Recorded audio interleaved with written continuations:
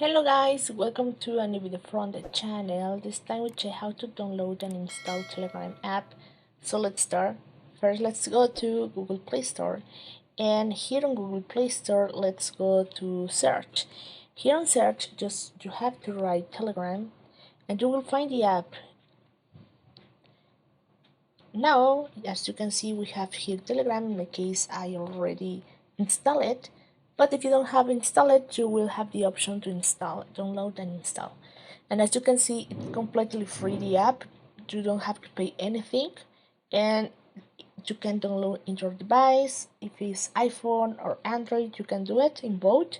So that is how you can install and download Telegram app.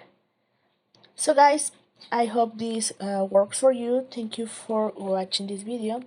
Remember to subscribe and don't forget to give thumb up to this video.